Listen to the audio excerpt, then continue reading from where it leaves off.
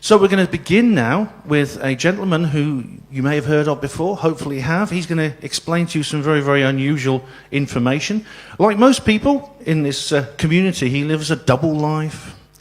On the one hand, he has his ordinary existence as a software engineer. He works for the Open University on accessibility for people with special needs. But then he goes home and then he changes and transforms into a man who researches subjects such as 9/11, space, free energy, and unusual artifacts like skulls and other things. And he's going to talk to you all about that today. It is Andrew Johnson, ladies and gentlemen. Give him a big round of applause. Thank you. I don't know if this is on. Is this on? This works now? Okay. All right, so we might have to fiddle around with the sound here. Thank you very much, Ben, for that nice introduction.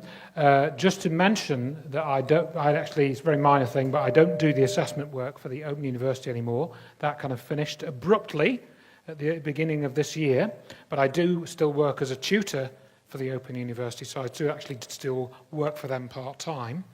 And so that sort of keeps me in biscuits, as it were. But anyway, so I'm going to talk to you today about the Starchild School, and I've got obviously this thing here, so let's see if this is going to work. Okay, and just to tell you a little bit more about myself, I've got a slide about that in a couple of minutes, but I'd like to thank everybody for coming. Thank you to Taj for organising this event. It's often very costly in time and money to put these events on, so I thank everyone for their support. And so we'll now go on and talk about the Starchild School. Well, so how did I come to get involved in this? Well, I actually got to meet this chap, who I think quite a few people in the room will know, Lloyd Pye, or know of him. And I first met him in 2004. I emailed him, I think it was back in 2003, and he was one of the rare people that actually responded in a meaningful way to the messages that I sent him. And he told me that he was coming over to London. And so I ended up going to Belinda Mackenzie's house. Belinda Mackenzie's quite well known in alternative knowledge circles.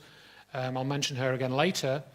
And I met with Lloyd, and what had happened was Lloyd had been going around the world doing presentations, but he'd been using 35mm slides, putting them in a magazine, click the switch and it goes round, 35mm projector and stuff, the old way, but he hadn't got onto using PowerPoint. So I had a transparency scanner, because I'm an IT guy, I'm a nerd geek IT guy, that's what I teach in the OU, or tutor on rather, I teach geekdom in the OU of various kinds. So I got involved with him because I scanned his 35mm slides onto PowerPoint, and that's how we met. Just again, get a little bit more about myself. Had a UFO sighting when I was about 10, 11 years old, back in Skipton. I'm from Yorkshire originally. And the old saying goes, you can always tell a Yorkshireman, but you can't tell him much.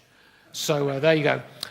And went to Lancaster University, did computer science and physics, got into teaching and education in the sort of early 90s, and ended up working for the OU.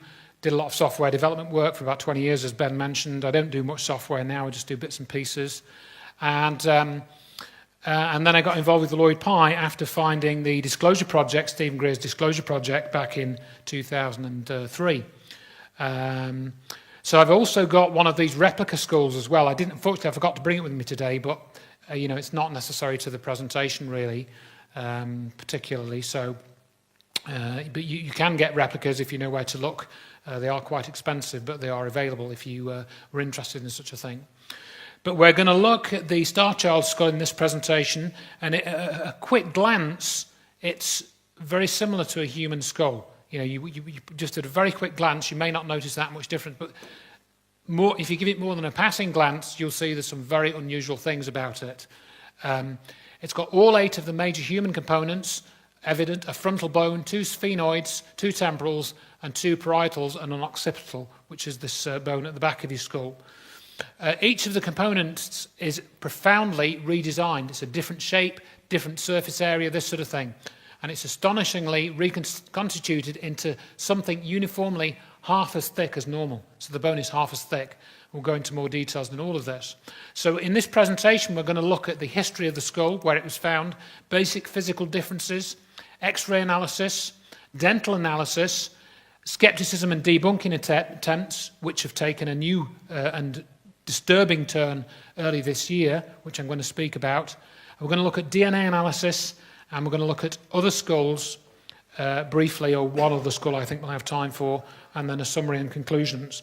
So I'm going to go through this quite quickly, and I'm going to have to flick to Media Player to play a couple of the video clips, because I think I'd copied the file incorrectly onto my USB stick and so forth. So the skull is actually owned. I don't own the skull. I don't have it at home or anything. It's not in this country. It's owned by a couple called Ray and Melanie Young, who I'll talk about Melanie Young later.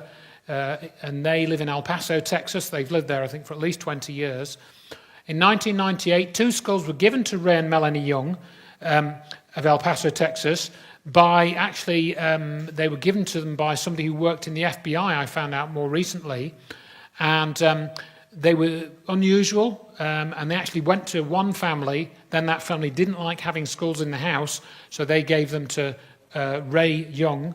And then Melanie was a neonatal nurse, and she realized that this was, an unusual skull. There was something very unusual about it, and so she eventually came into contact with Lloyd Pye. Now, Melanie Young got in touch with Lloyd Pye through MUFON, because they were both involved with MUFON.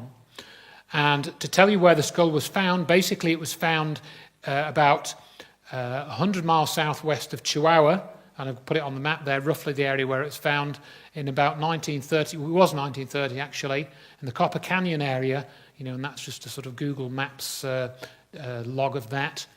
An American teenage girl was on vacation with her family near Mexico's Copper Canyon region, I said, went exploring into an old disused mine, and there was like a cave and a mining area with caves, and she found this in a cave. She actually found 2 skeletons, a human-like skeleton lying on its back. Beside it was a grave-like mound of dirt with an arm and bone sticking out of the dirt, and the hand bones were wrapped around the upper arm bone of the skeleton lying on the surface. So using her hands, she dug the buried skeleton out of the shallow grave and collected the bones. So there were 2 skulls together, a human skull and a human skeleton, and this other unusual-looking skeleton. There was the person that found it, this young girl, she was in her 80s by the time this story came out. She never pinpointed the exact location. Lloyd Pye always said that if they were to work on it, they were fairly confident they could have found where the skull was. But the thing was that she gathered up all the bones and she put them in a basket, and then she hid them somewhere temporarily because she didn't want to take them back. She didn't want to take them back to the family because she knew she'd get into trouble, so she hid them. And then there was an enormous rainstorm that night, and most of the bones were washed away. And when she went back the next day, she just was able to recover the 2 skulls. A human skull, which you're going to see pictures of, and the so-called Starchild skull. So again, found in 1930, and then kept at this lady's house until near her death, and just before she died, she passed it on to another family, and they passed it to Ray and Melanie Young. So just here, these photos, I think, were taken in the early 90s, and we can see quite clearly there, we can begin to see some very strange anomalies, and we're going to focus on these in more detail through the course of the next hour or so. So again, looking at the front view, we've got the human skull on the left and the Starchild on the right. One of the key things that comes out, that you can't really see it that so well on this picture, it's more evident when you see this with the real skull, it has no brow ridges. You have these little ridges at the top of your eyebrows here, and the Starchild doesn't have these. That's the first unusual thing that you see. And there's no dip from brow to nose where you have this little dip here. Starchild doesn't have that dip. And the slits where the optic nerve goes through here, I'll just use the mouse to point to that, they are also much lower. They're about half an inch lower down, from top to bottom of the skull. And you can look at the cheeks, for example, they're different. Some of the cheekbones snapped off in a way which is improbable in a human skull. And you can see this staining on the left-hand side here. You've got this sort of dark brown colour here. That is also consistent with the story that the skull was laying in the ground with that on the left hand, with its right cheek in the dirt. The staining is consistent with the story that we got, basically, from the way it was found. So again, you've got the human skull on the left and the Starchild on the right.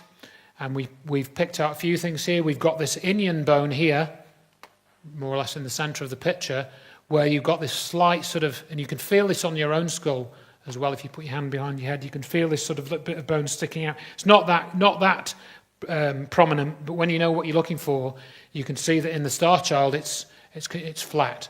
It doesn't have an inion. The pterygoid plate is a different shape. The ear holes here, you can see the ear hole there is the area where that is bigger on the human, smaller on the Starchild. This skull we know had a concussion, so that's the human skull got partly damaged, where you can see these little cracks. One of the other early things that was discovered when Lloyd took this round is he tells this story in his book. This is in a book which I'll probably mention later. And he tells this story where he went to see one doctor at a university, and he said, let's measure the cranial capacity. So he got some bird seed in a jug, some of this fine bird seed, and tipped it into the human skull and then tipped it out into a jug. And it was, I think, 1,100 cc's, 1,200 cc's for the human. And then they did the same exercise with the Starchild skull, 1,600 cc's. So the amount of brain that was in there in the cranial cavity was 30% bigger than a human. 25%. So it's a very, very big difference. And also, if you put your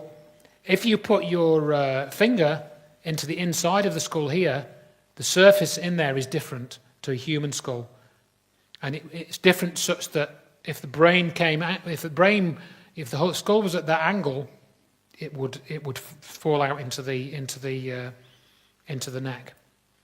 So the brain that this thing had was different. The material that the brain was made up of was different.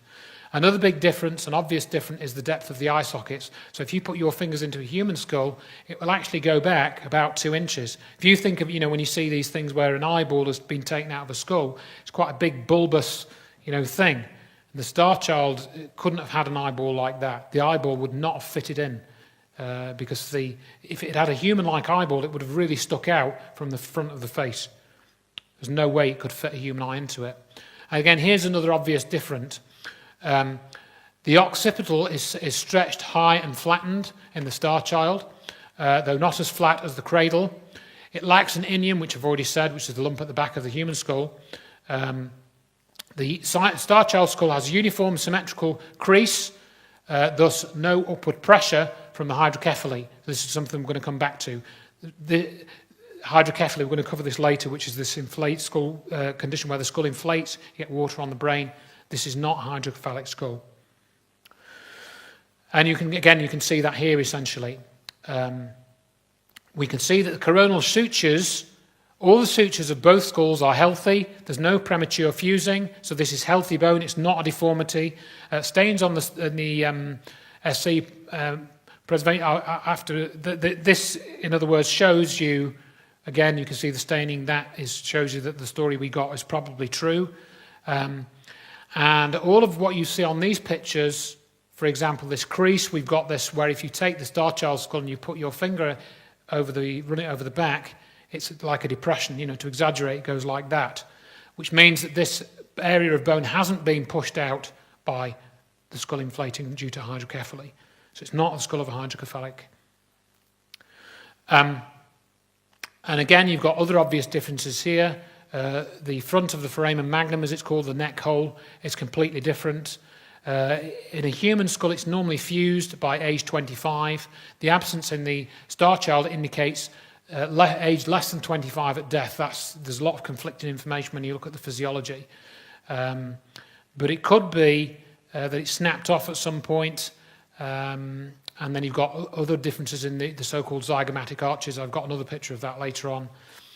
And So yeah, we've got different surface area for the chewing muscles. Again, we've got that on other slides, so some of this information gets repeated. So some of this is shown on this slide. For example, in this picture here, we've got an area of neck muscles, where the neck muscles attach to the human, and in the Starchild, the area where they attach. And you can see kind of where the bone gets flattened out, little indentations on the bone. You know, if you're an expert on skulls, you will, which I'm not, of course. My background's in software. It's not in, physiology, human physiology, or anything like that. You will see that these muscles must have been a different shape and size to fit onto the Starchild skull. And the zygomatic arches, your cheekbones, you can see, very much reduced in size. You just have to look at where they would have been, and they were complete, about half the size of the human. And then if you look at where the centre of gravity would be, if you think of the skull being sort of relatively heavy, the balance points are different, again, on the Starchild. So the way that it's a neck attached to it, if it attached in the same way as a human neck did, it would probably have choked to death. So it can't have had the same attachment to the human as the human neck. It was different. And here again, we said this earlier on, the chewing muscles. If you look at the area on the bone, you can see on the skull the areas where these muscles would have attached. And the human has a much bigger surface area. You've got quite long, sinuous chewing muscles. The Starchild's chewing muscles were very much reduced. So that's, again, sort of basically that. Again, people ask, has it been x-rayed? What do the x-rays show? I hardly need to say anything about this slide. You can clearly see the anomalies here. Obviously the human on the left and the Starchild on the right. And but I will point out a few things, in that the thing that was really a surprise was the Starchild skull has no frontal sinuses. No frontal sinuses. And when Lloyd discovered this with this X-ray years ago, he originally thought that was a home run, as it were, because no human is ever born without frontal sinuses. But that actually, you can get it. It's very rare, but you do get some humans that are born without frontal sinuses. But again, you can see what's going on with this area. No trace of frontal sinuses in the Starchild, not even the vestiges. Eye sockets, round shape, lower placement, an odd upsweep at the upper outside of the corners. So the way that this bone is structured there is completely different to the human. There's almost no comparison apart from a sort of very roughly circular shape. And again, with this picture, this is a side view. The thing that we can note here is that we've got a much expanded area of light coloration in the Starchild skull. We've got darker areas here around the edges, and here the area of darkness is much reduced. And this, this whole shape of this area again is totally different. And the other thing you can see is little impressions, these sort of little lines going through. Those are actually imprints from the veins. So when the brain is pressed against the skull and the blood is going through the veins, that blood goes into the brain there, that leaves an impression on the bone as it forms from a young being, and you can see that. So again, that rules out hydrocephaly, because with hydrocephaly that you don't get these same lines. They get smeared out, and you get a much more even surface there. So it's not hydrocephalic. And again, the eye sockets, the way that you can see them from this side, again, it's totally different. There's almost no comparison. And this was this area which is showing that the area for the brain, great expansion of brain in SC's parietal area, the bulge is clear. Okay, so what we're going on to now, again, going through all the different, what we're going to do now is the brain casts and these CAT scans. So what was done, I'm going to play a video clip now to explain this, but what was done is they made a replica of the skull, then they took that replica, they filled it up with some type of plastic resin or something, and then they broke the replica open, and this is showing you the surface of the a replica of the inside of the surface. So I'm going to try and get this to go now. Hi, this is Lloyd Pye. I'm sitting here in London at the home of Belinda McKenzie, and I'm with my friend Andrew Johnson, who's filming me, and we're going to talk about the brain casts of the Starchild skull and a typical human brain. Nobody's done this up to this point, so we figured it was time to put it out there and let people see the differences. As you can see, a human brain, and this comes from the lining of the inside of the skull, so that's really all you're seeing is the surface of the brain.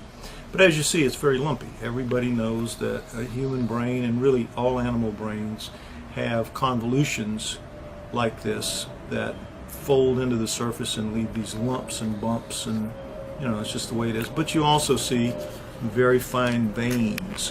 When any creature's born, its bones, or the bones of a skull, are so soft that the brain itself presses in and the bone will take the shape of whatever's there. So you can get the fine degree of veins, all these bumps and lumps, and you know, just a typical brain. So let's start out with that, just the surface, and you see the difference of the Starchild, completely smooth. I mean, just absolutely smooth, except for the suture lines, which are very visible, and the veins. Again, the veins you can see trailing off here, but no convolutions. No convolutions. So radical difference in that one area. Now another area of a radical difference is the frontal lobes. Now as you look and see, the human has frontal lobes, and that gives us our brow ridges. This fills in our brow ridges, and we all have that. And we all have this, and this is a lot of personality. This is a lot of who we are, what we are. Not so much thinking is where we make our good decisions and our bad decisions, our irrational moves, and make us crazy, and you know, also allow us to do sometimes very good things. You notice the Starchild just does not have that. It just doesn't have frontal lobes at all, and it has no brow ridges, and that's one of the real distinctive differences about it. But you also see the extreme shallowness of the Starchild's eye socket compared to the human eye socket. Human goes that far down. Starchild goes that far down. Just a very, very radical, complete difference. It's just got a completely different kind of eyeball set. And one of the real interesting things about this fact was I was in Philadelphia early part of this year, and I was talking to a brain person and showing them this not long after they had been made, and they're just plastic injection molds. And she looked at this and she says, well, with eye sockets this shallow, the eye can't be an eye like we have. It can't be a ball that moves and looks through a kind of a tube, and we have peripheral vision. Everybody knows how our eyes move in these big, deep eye sockets. So as she was looking at it, she said, it has to be a kind of a flat eye. And I've been saying that for years whenever I lecture about it. So it has to be kind of a flat eye. And if it's a flat eye, in order to get 180 degrees of vision, and that's the purpose of vision when your eyes are in front of your head, you want to see at least 180 degrees around you. With us, we can move our eyes. We see through a tube, and then we have peripheral vision. With this, she said, if it's a flat eye stuck in the head and not moving, it has to be basically all pupil, all basically black, all pupil just sitting there taking in the whole field of vision at one time. But if it does that, that means it has to have a much bigger visual cortex in order to handle that much input all at once, all the time. So she flips it over. Let's look at the visual cortex. And she says, oh, wow, look at that. Look how expanded it is over compared to the human visual cortex. And the human visual cortex is this two knobby areas right here. And the Starchild is as much as twice, really, spread out over. Smaller knobs, but stretched, the area itself is stretched out over here. So, you know, this is what she said, and this is what we take her word on, that this is good, strong evidence that the Starchild had a very, very different visual system than we do. And I've been saying it for a long time, just based on the difference in the eye sockets and the way the optic foramens are set in, where the blood vessels and nerves come in and control the eyeball and feed the eyeball and all that. Completely different in the Starchild. So, all things considered, these are some interesting aspects to add to the great mystery between the Starchild and humans, and of course, what is the Starchild?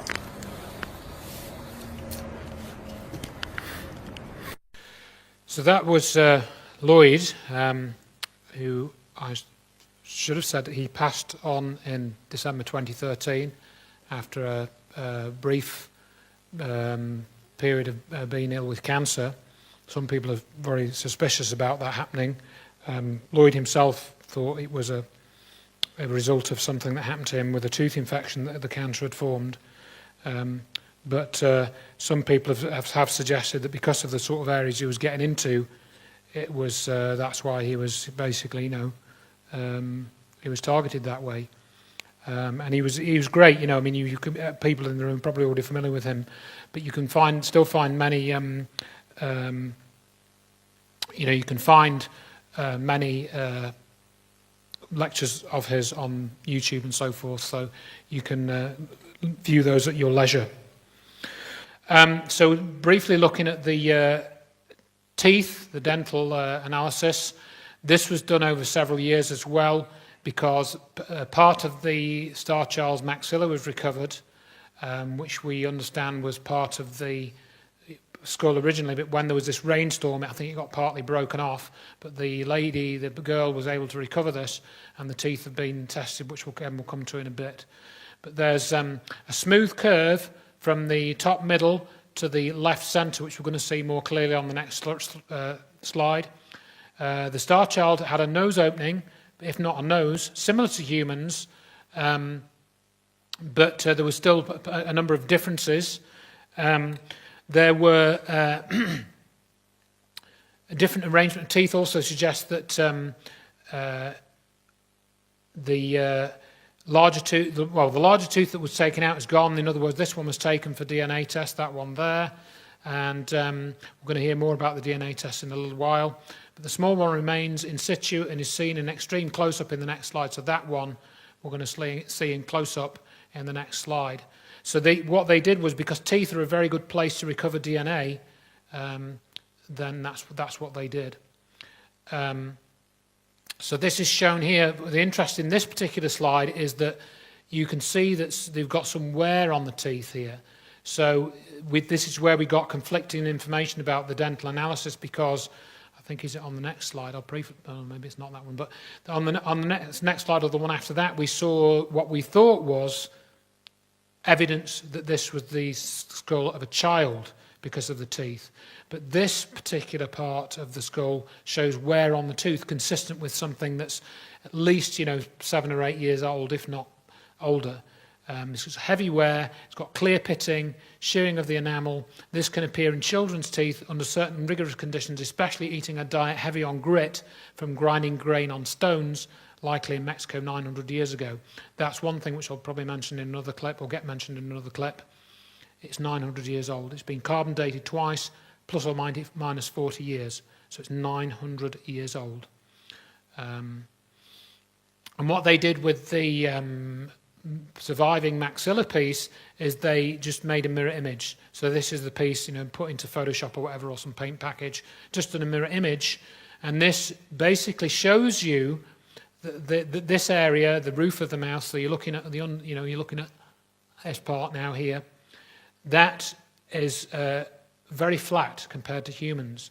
So that means they had a very small tongue, or no tongue at all.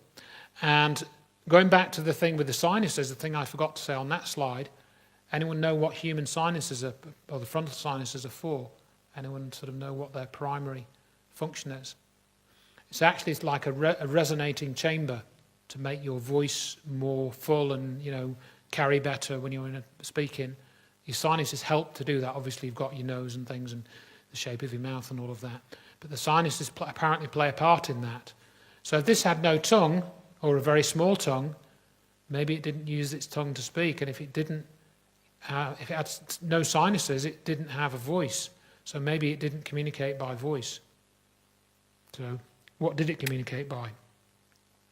And of course, many people have had experiences and written about that and how these beings, or beings like what the Starchild might have been like, communicate, of course, by telepathy.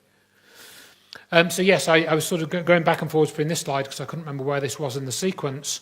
This is where we have X-rays of that maxilla, so that piece of bone there, has been, this half, has been X-rayed, and what you see when you X-ray it is you've actually got some teeth inside of it, inside of the bone. They're called unerupted teeth. So that's where some people who looked at this thought this was a child, because these are like milk teeth that haven't dropped down into the jaw, etc. So there was conflicting information. We still don't know how old the being was when it died. Okay. So we're now going to go on to the bone analysis, and we're going to look at some. This was done in 2004. In fact, when I met Lloyd, he was seeing a guy in London who was actually a pathologist, expert witness. He used to get involved in court cases where people have been injured or killed, and he would be an expert on the pathology. Forensic pathologist, I think was his correct title. And he actually had a lab, so he was able to take a piece of the bone, cut through it with a Dremel blade, and they noticed some very unusual things. The various holes here, and then you see these little, where the arrows are pointing, the fibres. So we're going to look at these close up. This is unknown in any type of mammalian bone on Earth.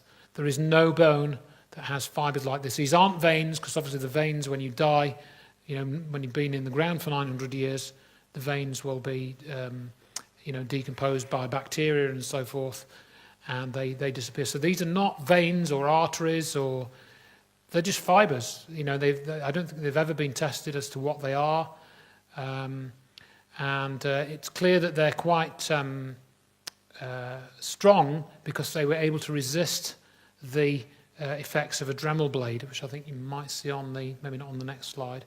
I can't remember if I've got another slide. But basically, yeah, fibres in the bone. Don't know what they're made of.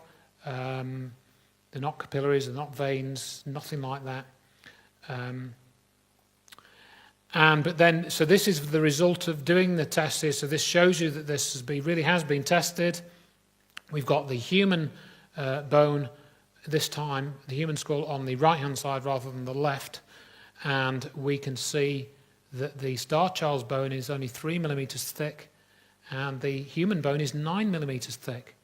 So that's an enormous difference, way outside any kind of deformity or anything like that. And again, the bone has been tested with a mass spectrometer. Samples taken, put into a machine which measures what elements and what the relative abundance of those elements in the sample is. And you've got carbon and oxygen at a sort of different level, but the most unusual one here is the aluminium. This is a little spike of aluminium. There is more aluminium. And what Lloyd said was that when you look at the comparable part of human anatomy, this is the bone in the Starchild skull is more like tooth enamel. It's more like the skull is made out of what would be our tooth enamel. It's much similar to that than human bone. So what's going on? So you're stacking up these differences, and here's another one. When they did the bone analysis as well, where we found the fibres, they also found this red residue in these little, what are called cancellous holes here. So what's this red residue? It's not, you might think it's dried, blood or something, or dried bone marrow. But again, that decomposes. That decomposes after a few years, or probably less, even a few months. So it should be no trace of that. But this is still in the bone when they did this. And here's more of a close-up of it, the reddish residue. And this is, you can get the scale there because that's about 9-10 millimeters across, something like that. So that sample. So what is this residue? It's not seen in human bone. Okay. So what I'm going to do is I'm just going to play one other clip as well, which should have played up just to kind of give a bit of a recap on certain things. So let me just go back to that.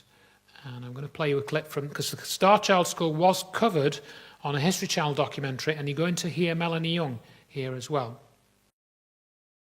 How did you come into possession of the skull? Well, a friend who got it from a friend who was the original owner of it gave it to me due to my expertise in neonatal nursing and anatomy. When I saw it and told them that this is totally out of this world, they were like, take it, don't bring it back. If it were a hydrocephalic, this would be bulged out, okay? But only one side would be bulged out, or the back would be bulged. It wouldn't be symmetrical like that is. So a hydrocephalic skull is asymmetrical. It's asymmetrical. And this skull is symmetrical. It's completely symmetrical. If that were a hydrocephalic, the bones would not be connected. There would be no skull. What other explanation do you have for this skull? I don't have one. I can't find one.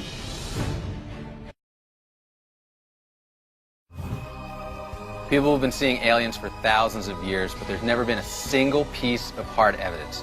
Now, it's possible the Starchild skull is just that. We are here today with Lloyd Pye, who has worked as a military intelligence specialist. He has more than 30 years studying cryptozoology. He's the primary expert on the Starchild skull, having researched it for more than a decade.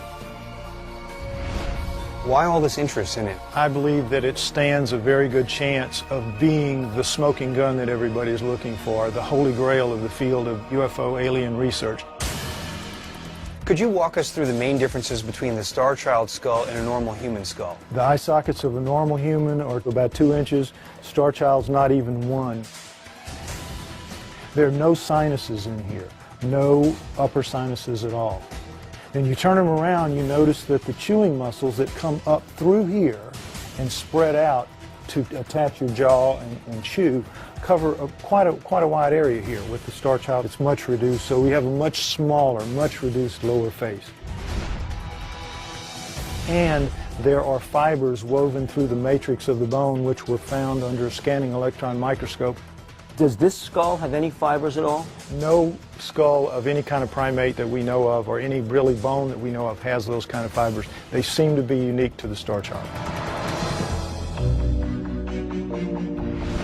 If you turn around and look on the inside and you feel in here, you feel that ridging of bone that will hold the cerebellum in place. With the Starchild, because it has such expanded brain pressing down that way at such a steep angle, we should have a spreading of the foramen magnum, but we don't. So we have a very different kind of brain in this skull, whatever it is.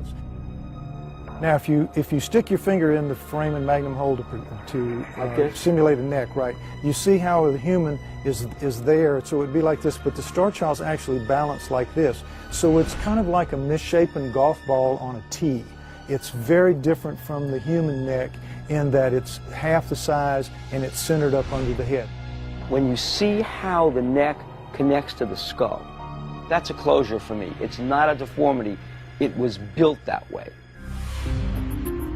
We've had the DNA of the human tested fully recovered, no problem, normal human being. But in 2003 we found that the DNA of the Starchild was very different. While we could recover its mitochondrial DNA, which comes from its mother, the nuclear DNA, which contains the DNA of its mother and its father, we could not recover that, which indicates that there's something very unusual, if not completely different, about the father. To your knowledge, is there any reason why the nuclear DNA was not recoverable other than the fact that it's not a human father? If the father had been human, all indications are it should have pulled up very easily with the primers that were used, but it didn't, so we can only conclude that there's something very unusual about the father. I'm really excited to meet with David Aguilar because David Aguilar has written a number of books for National Geographic on what's going on out there in the solar system and what other life forms may look like. We are talking to NASA, we're talking to the Origins of Life Initiative here at Harvard. We're actively searching for life in the universe. This really elevates our investigation to have a Harvard scientist weigh in and talk to us about the real possibilities of alien life coming into contact with Earth. What shapes, what forms, what evolutionary pattern they might take, boy, that's the big mystery today. But of course, things are going to evolve differently on another planet. And there's no reason that we would have humanoids. I mean, the chance of finding humanoids that look like us, like you see in Star Trek, are so unbelievably small. You're going to get intelligent creatures, but they may not look anything like we would even relate to an intelligence. There's no telling what could be possible, but since we don't have anything in our hands to look at and compare, I mean, I'd love to bring one of these guys into a real lab and have everybody take a look at it. David, you just said that there's no evidence of extraterrestrial life right now. We think we may have something here. Wait a minute. Guys, what am I looking at? This skull was found in a cave in northern Mexico. It was carbon dated to 900 years ago. Look at the eye sockets. Look at the shape of the head, and look at the neck. I'm curious, any DNA samples from this? The mitochondrial DNA is human. They did the nuclear DNA test and could not sequence the father's DNA from the nucleus of the cell. Are you saying this was a cross with an alien or just a human with a terrible deformity? That's one theory. It's a hybrid. Prove it. Okay. So just a couple of notes on that clip because it's a bit out of date. The DNA tests have been done again since 2003. That clip was filmed in 2009.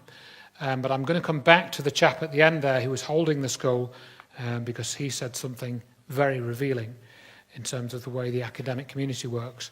So we're going to come back to that in a few minutes.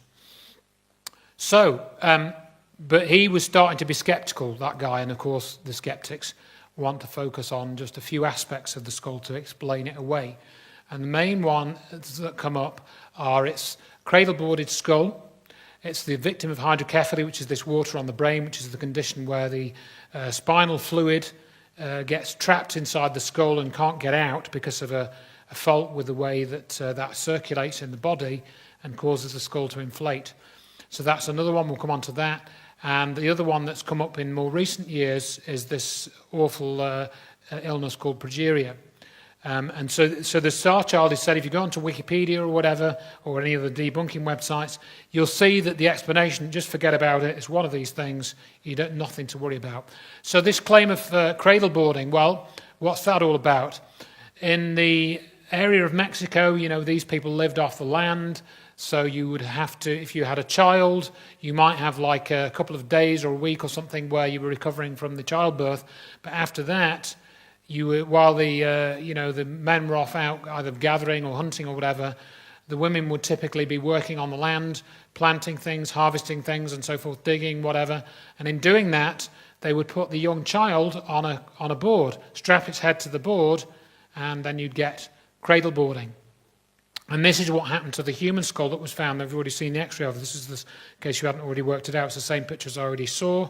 And you can see on here, you've got a flat line. This skull, this human skull, this is not the Starchild, was cradle-boarded. But if you look at the Starchild skull, you can see you've got curvature here. It's quite slight. It sort of looks straight.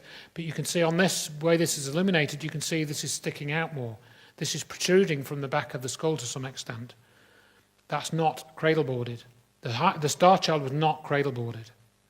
So that claim is false. Similarly, if you had this, because I've mentioned about the balance points and the way the neck attached, if you had that on a cradle board here with the bottom right picture, it would have choked to death. So as soon as you put the Starchild on a cradle board, it would have choked to death. Is it hydrocephaly? This is what hydrocephalic skull looks like when not treated. This poor child has not had this treated. And the key thing is the bones split apart. And Melanie Young was asked about this in that clip. I'm going to play a part of that clip again later before we close. And what happens is these you saw the separate plates in the skull in the earlier pictures where you've got these dividing lines. These in a hydrocephalic split apart. So when the being dies, the skull just falls apart because the bones are not properly bonded together. You've only got soft tissue, binding the skull together. And so that's why here this soft tissue will then, decay at death and the skull will fall apart. So you won't have a complete skull. So it can't be hydrocephalic as the skull wouldn't be complete. And you've also got this crease that I mentioned before, which shows you that the skull wasn't being inflated. You know, you get an almost spherical appearance here with this, again, with this poor child. And this is what this hydrocephalic skull looks like after death. It's just different. You know, you can see here that actually there's a little thing at the top. It's not fused. The bones are not fused. So you get holes in the skull. These bones are fused. This was not hydrocephaly. They're fused together with the hydrocephalic. You'd see these bones, there'd be gaps here where there was this soft tissue there. And the vein lines, again, I'd shown you that before. These veins can be seen, which means it's not hydrocephalic vein tracts. Is it progeria? That's the other one. Progeria is this condition which causes premature aging. You know, when you get to about 3 years old, your body is like the body of like a 60-year-old or something. And you get various problems, swollen veins, absence of eyebrows, eyelashes, beak-shaped nose, shrunken chin, premature cardiac disease, narrow chest, swollen and stiff joints and age spots on the skin. This is a progeria victim on the left and a mock-up. People ask about facial reconstructions. Yes, these are done. We've probably got another one coming up shortly. The shape of the skull, I think we've got another slide here. It doesn't fit. You can see that you've got a much higher dome in proportion to the size of the skull with a progeria victim, and other features don't fit. It's not progeria. It's not progeria. And also they claim, for example, that the Starchild's bone, is it progeria? They claim that the bone would be weak. The Starchild's bone is extremely strong. In fact, they couldn't cut it with the normal procedures for cutting human bone. It's much, much harder. And that's not the case with progeria. So the hardness of the bone alone, as well as all these other things, rules out progeria. And you get that sort of effect as well, which I've already said. That's obviously a mock-up on the left. But the bones don't fuse properly because they don't grow properly. So you get holes. It's not the case with the Starchild. It's not progeria. And here, looking at the section of the skull and the shape of the eye sockets, which represents the Starchild skull more. You know, again, if you look at the eye sockets on this from a progeria victim, and this is the normal human, the Starchild's actual shape of the eye sockets, not the depth, is much more similar to a human than a progeria victim. Okay, so you're going to go away from here and put into your favourite search engine Starchild skull, and you're probably going to come up with 2 or 3 pages at the top of the list. You might get the Starchild Project website, it depends, but you're going to come up with Wikipedia, or I've got a ruder name for it, but I won't say that here. I'll see if this clip will play. I've got it in the media player, so I might have to flick. I've got Lloyd Pye talked about Wikipedia in his presentations because he became very aware of this. And they put out false information, not only about the Starchild, which is still there, and Lloyd Pye as well. See if this will play here. But it's like Wikipedia, for example. You go read about me on Wikipedia or read about the Starchild on Wikipedia, and you think, I just listened to just a jerk, a complete jerk tonight, right? Yeah. Okay. So here's what happened with Wikipedia. When people said, "Do you know what they say about you on Wikipedia?" I said, "Well, no, not really. I hadn't even looked at it. I didn't even know I was on Wikipedia. It was really a surprise. This was several years ago." And I read it and I said, "God, where did they come up with this garbage?" You know? And so I said, I'm gonna fix this. And so I started trying to fix it. Every time I would try to fix it, a day or two later, it would be fixed back the way it was. What was that about? So I started calling to see, who can I talk to? I got to get this fixed. This is wrong. Ultimately, I worked my way up to the head honcho of the states with Wikipedia. He was a guy in Florida. And it turns out that most of Wikipedia is written and maintained by graduate students in colleges around the world. Graduate students who have nothing better to do, who don't have enough work to do, that's what they do.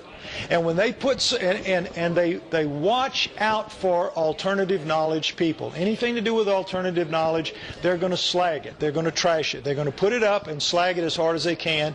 And then they put monitors on it so that if anybody tries to change anything, they have tip-offs in their computers and they fix it back the way it was. Okay? So I got the head honcho and I said, look, everything some of it's right, but most of it's wrong. Not just wrong, but bad wrong, egregiously wrong. and I'd like you to get it fixed and get it closer to right. And he said, Mr. Pai, you are the last person on earth that I would expect to tell the truth about yourself. I'm the last person on earth to really know the truth about myself. When I was born, all this sort of stuff. Yeah, it's ridiculous, but that is their attitude. You can't. A guy tried to do that and didn't do it, didn't get anything. But I'll tell you this, I told this last Saturday at London, and a guy said, I didn't believe that. And so I went in and started just making changes to see what would happen. He said, one change lasted 12 hours. One change lasted 18 hours. Another one lasted all the way up to 48 hours. But he says, I see what you mean. They will not let your material be changed. And it won't. It's not even worth trying. Now, another thing I can tell you about the criticism of the Starchild that you'll read about on the internet is this. There's plenty of it, but it's all built around one article by one man, written in late 1999. Remember when I told you that the DNA came in from the Canada lab and it was negative and that was it? Okay. A guy, like a professional skeptic, a guy who really works hard for the skeptics, wrote an article about it, and that article became like gospel to all the critics and all the skeptics. Stephen Novella is his name. Stephen Novella, if you want to look it up. Okay, Stephen Novella. Yeah, I'm going to lose my voice here pretty soon screaming like this. Novella wrote this article, put it out there in 1999, and it became the reference, and to this day, I don't know that another skeptic, serious skeptic, or Skeptic Magazine has ever tackled the Starchild. I know that Skeptic Magazine has not. I know that the Skeptical Inquirer has not, and those are the big two. Why not? Because they know we're doing good work here. They let the Novella article stand and they reference it every time because he wrote it in 1999 when I had made a lot of mistakes and I didn't know very much. And when the DNA came in negative, so that's what they use as if that's a fact. So I let it go, and in 2003, when the DNA evidence came in, there was another big push for it, and the critics got stirred up, and then it went away. Then in 2006, when the DNA test was announced, the 454 test was announced, and I started announcing on my website, okay, we're going to win this. This is it. This is what we've been waiting for 3 years for. This is it. Home Run City coming our way. Then they really cranked up.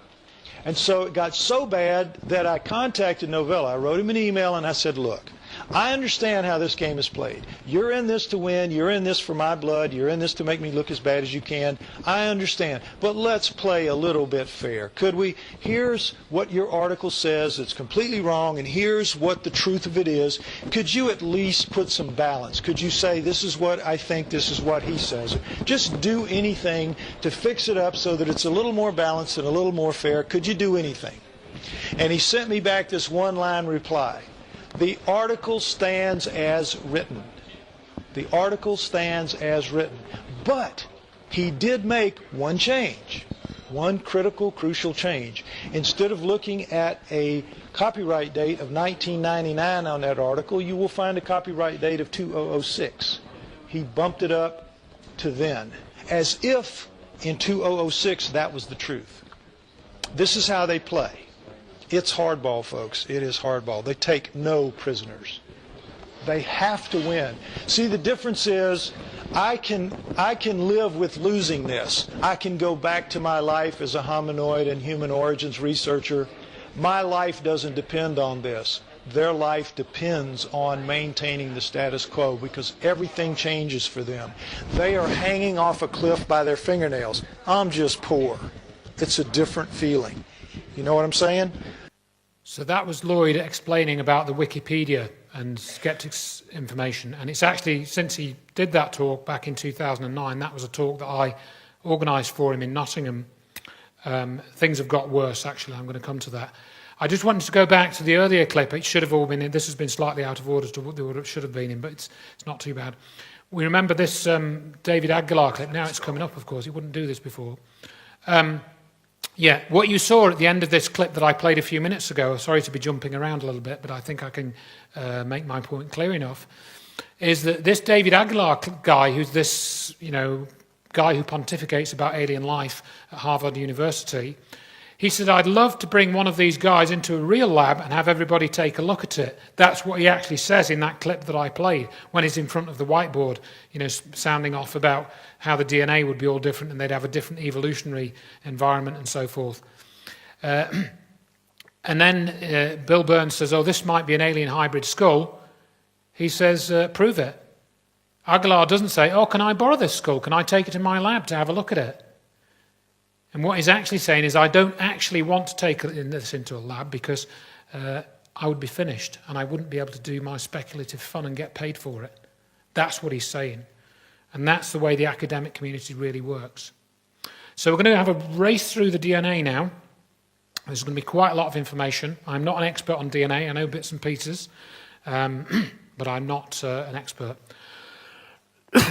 The DNA tests basically show that this thing isn't human. It's not a human. It's not even close. So what is DNA? It's deoxyribonucleic acid. In a human, you have 46 chromosomes. If you unravel the DNA, it will extend to a length of 2 meters. It has these base pairs, which I'll show you on the next slide, 3 billion of them. And there's approximately 30,000 genes which code for proteins that perform most functions of life. So you've got 30,000 genes and 3 billion base pairs. What is a base pair? Well, it's made up of two proteins. The proteins are called thymine, adenine, guanine, cytosine. It's like a 4-bit digital code of life, which of course was discovered in the 1950s.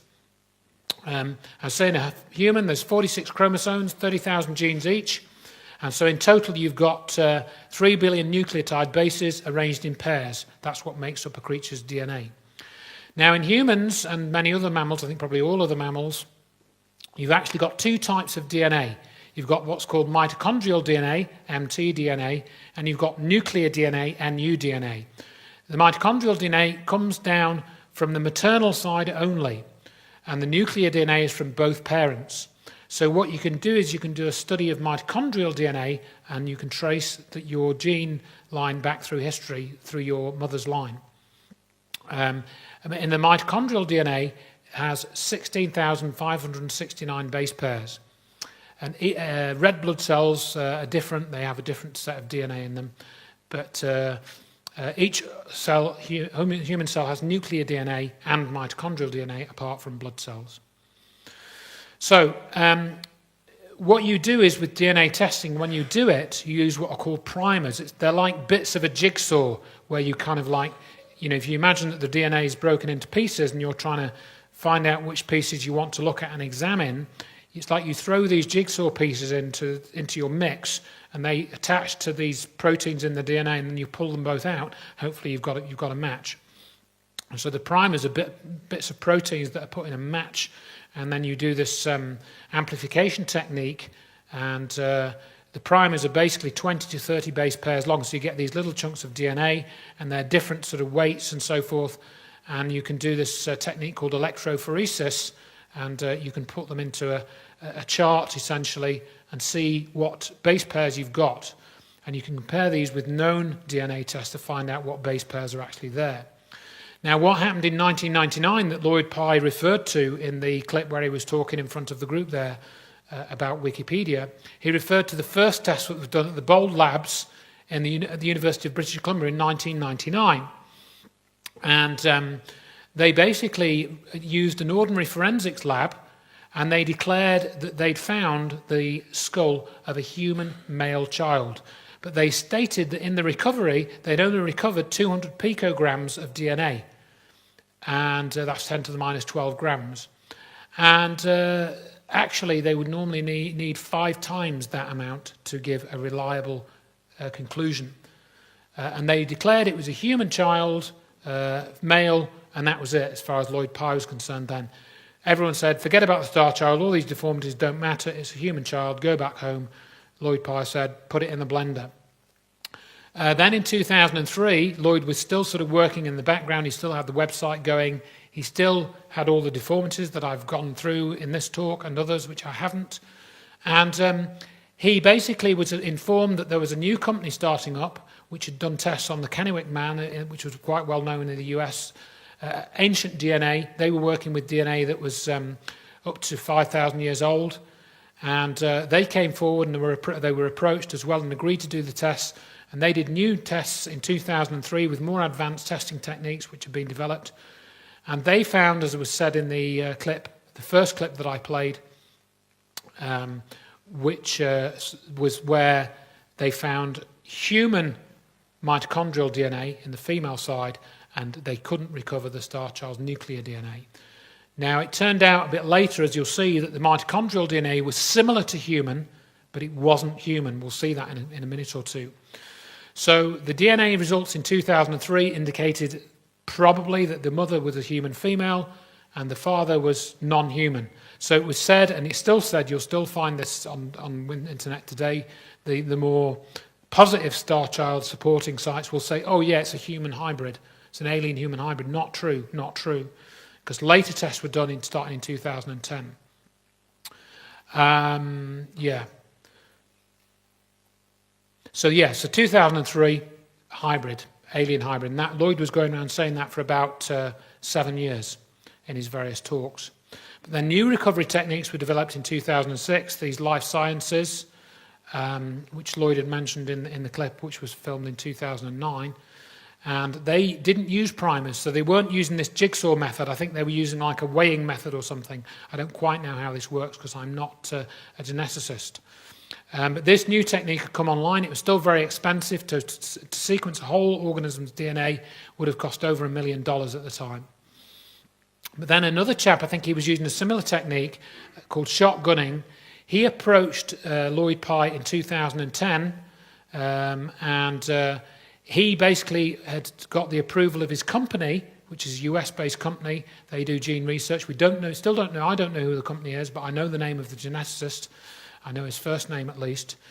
And he approached Lloyd and says, oh yeah, I can do some tests for you, but my company doesn't want anything, their name attached to it. They've let me use the lab. They're happy for me to use the lab, but it's going to be kept secret. We're not going to say publicly that we're doing it, but we will do it and we'll give you the results. And this guy got involved and he started recovering nuclear DNA, which was the real key to finding out much more about what the Starchild actually was. And in March 2010, he had recovered quite a few fragments of nuclear DNA, the first time ever this had been done.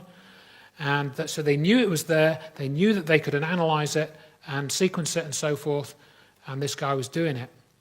So what did he get? So he got this chart. What do you do with it? You get all these sort of readings coming out, these base pairs that are all numbers and so forth. You essentially get a numbered code coming out with this ADTC sort of code coming out, etc. ADTG. And you put it into a database, and this is what they did. The National Institutes of Health have this database of DNA. It's a big US site. Anybody that does DNA research can buy a subscription to this, and that DNA database is built from subscription money. It's paid for with that. It's held in the National Institutes of Health at Washington, D.C. You buy an account, buy a subscription, you can go on, put in your DNA sequences which you've developed from your test, and you can see which sequences come out.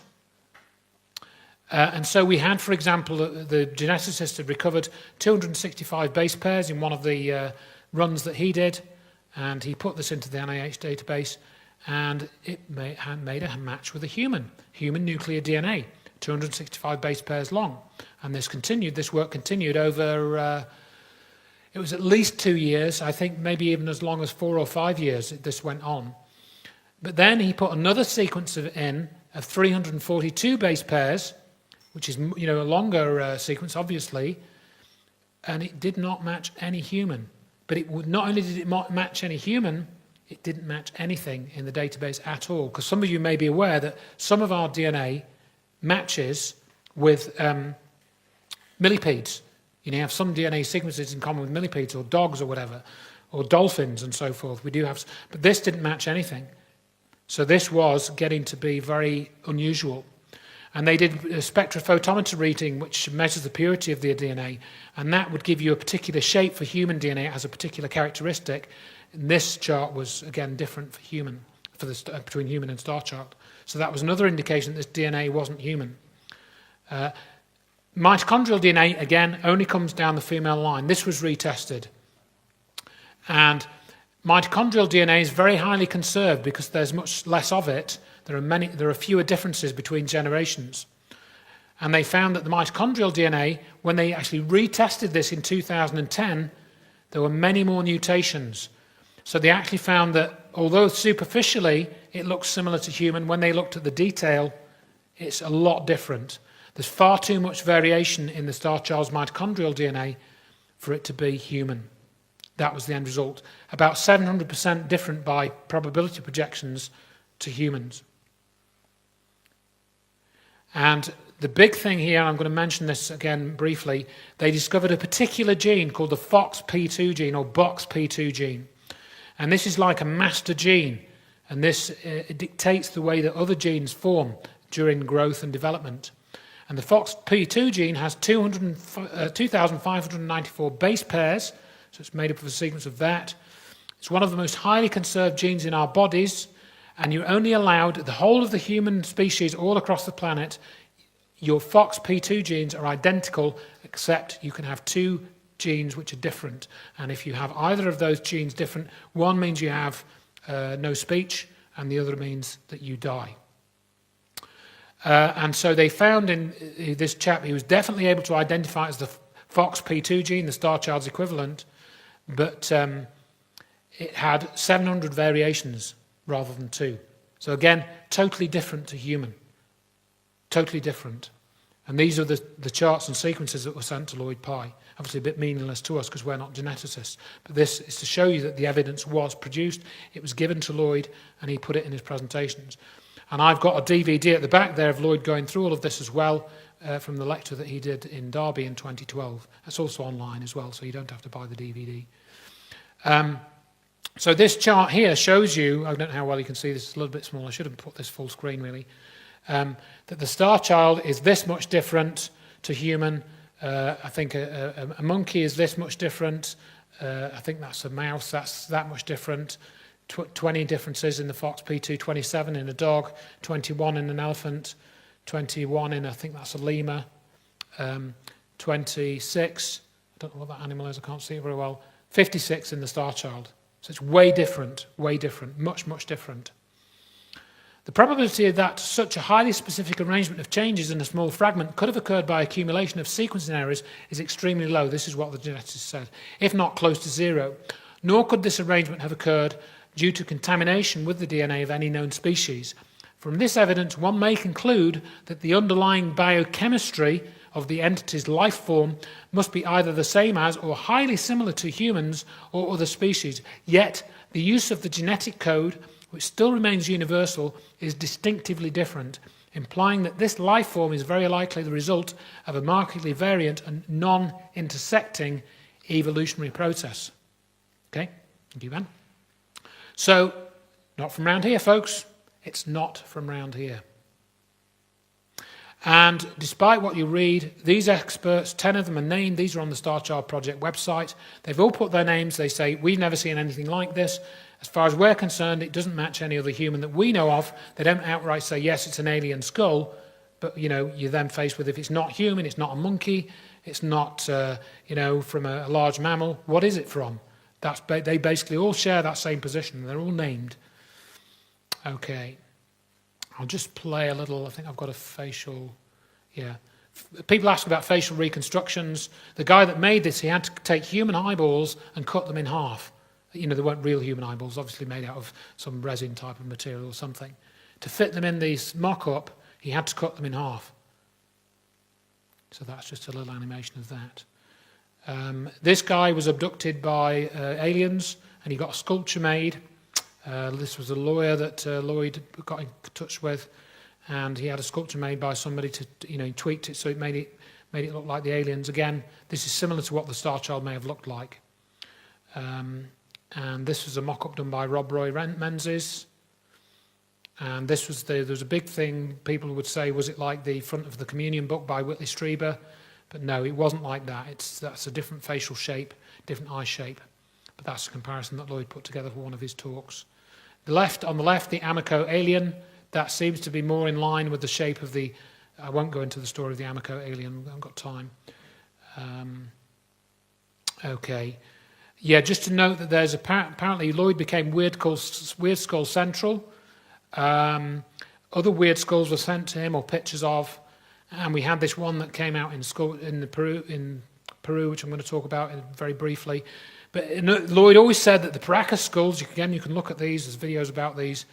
These have got a 3,000 cc cranial capacity. This is not head binding. With head binding, you can only change the shape of the skull. You can't substantially increase the volume of the skull.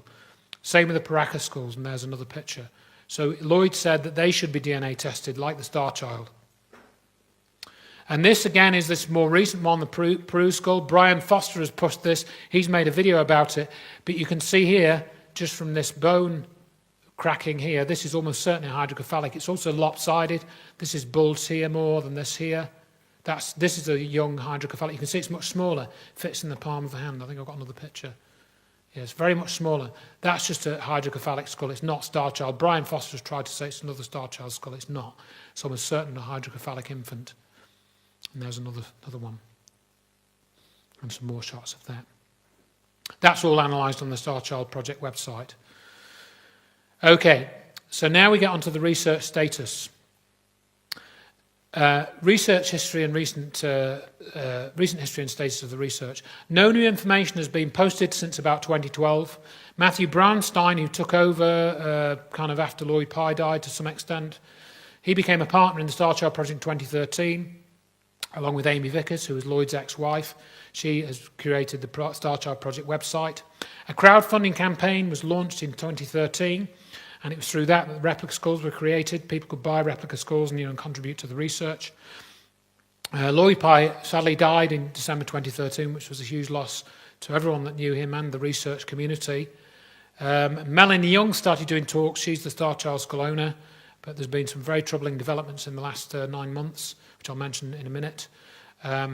People in the disclosure movement are not that interested in the Starchild skull. That's why I'm talking about it, because not many people talk about it, and they should be talking about it.